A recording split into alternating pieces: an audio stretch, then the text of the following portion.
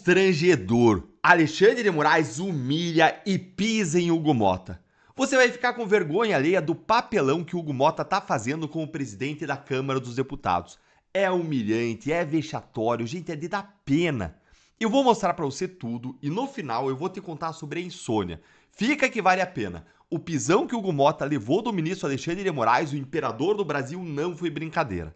O contexto, gente, é o seguinte. A Câmara dos Deputados ela estava absolutamente mobilizada ali para votar a tal da PEC da blindagem, que vai dificultar a abertura de investigações e de ações criminais no Supremo Tribunal Federal contra os parlamentares. E aí aconteceu o seguinte.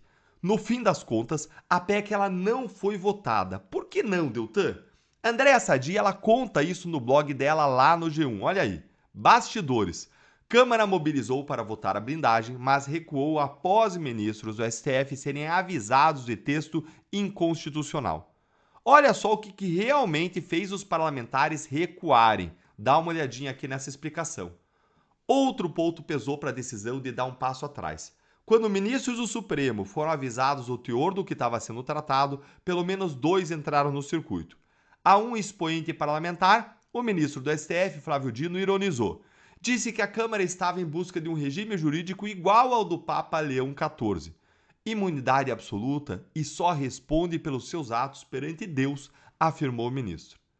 É só isso, gente, que o ministro Flávio Dino sabe fazer, não é? Ironizar, lacrar, debochar, fazer chacota, derrubar a Bolsa de Valores brasileira, fazendo nossos bancos perderem quase 42 bilhões em valor de mercado num dia. Não é, ministro? Achou ruim? Calma que piora. Os ministros do STF ficaram perplexos e aí foram buscar quem? O Centrão, para saber se o texto dessa PEC aí era verdadeiro, se era isso mesmo. Foi aí que os líderes ouviram desses integrantes do STF que, do jeito que estava sendo discutido o tema, a Corte não terá trabalho em declarar o projeto inconstitucional e derrubá-lo. O aviso feito por lideranças da base do governo Lula aos ministros do STF irritou quem? O Centrão. E foi motivo de bate-boca entre deputados. Segundo líderes do Centrão, ministros do STF foram avisados do texto ainda em discussão por lideranças do governo, que foram cobradas e negaram terem repassado aos ministros da Corte. Fato é que Motta e a Câmara recuaram só após ouvirem que os ministros da Corte entraram no circuito para avisar do óbvio, de que mexer nas prerrogativas de uma forma que esvazia o poder do Judiciário e da Polícia, por exemplo, seriam alterações barradas na Corte, no STF. Gente, fecha tudo logo. Fecha a Câmara, fecha tudo. Não precisa mais de Congresso, deixa que os ministros do STF decidem tudo. Foi assim lá na Venezuela. Eles suspenderam o Congresso inteiro e o STF, a Suprema Corte venezuelana, passou a tocar as coisas do Congresso.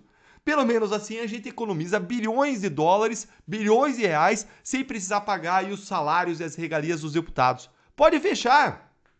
É claro que eu discordo dessa PEC aí da blindagem, da impunidade que a PEC da blindagem dá para crimes em geral. Eu sou contra isso. Embora eu seja a favor da proteção da imunidade parlamentar para palavras que essa PEC garante. Mas a questão não é se eu concordo, se eu discordo do conteúdo. A questão aqui é um poder, o Supremo, atropelar o outro Congresso.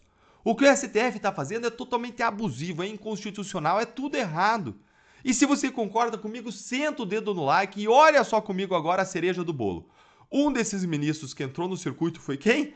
Adivinha? Ele, o imperador Alexandre de Moraes, que ligou para o Hugo Motta só para humilhar ele. Olha aqui essa ligação.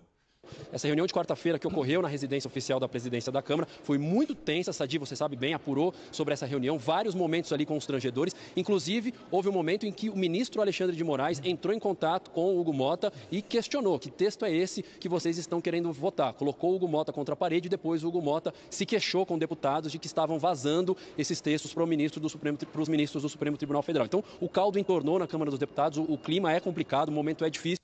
Essa reunião de quarta-feira. E a Globo News noticiando isso tudo na maior normalidade, como se estivesse ali falando da previsão do tempo.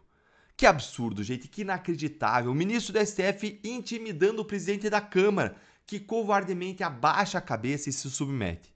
Meu Deus, tenha misericórdia do Brasil, que vergonha que eu tenho do Hugo Motta. O Enio Viterbo ele disse tudo no X sobre como que o Motta deveria ter respondido ao Moraes se ele tivesse espinha ereta. Olha aqui, ó. Ele tinha que falar assim pro Moraes. É um texto que não te interessa. Se for aprovado e alguém levar para o STF, aí você fala alguma coisa. Passar bem, um abraço. Só que, como Mota é incapaz de desafiar o ministro, que atua como chefe dele, Mota deve ter dado alguma desculpinha. É constrangedor como Moraes tem total liberdade para humilhar Mota publicamente.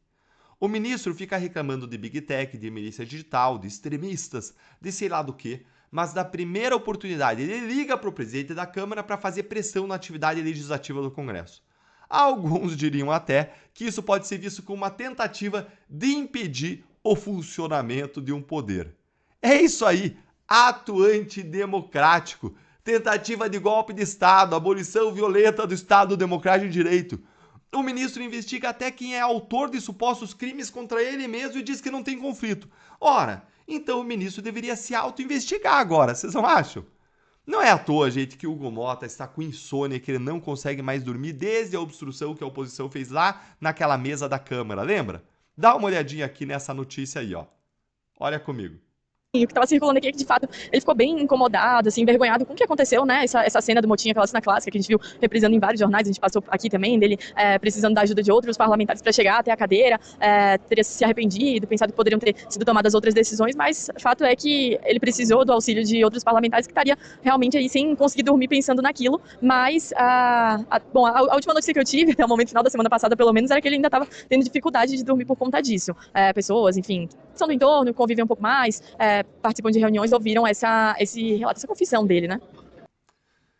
Gente, olha, a insônia é certa, mas está acontecendo pelas razões erradas. Olha, Hugo Mota, você devia estar com insônia pelas pessoas que sofrem justamente porque a Câmara não aprova a anistia. Que vergonha, Hugo Mota.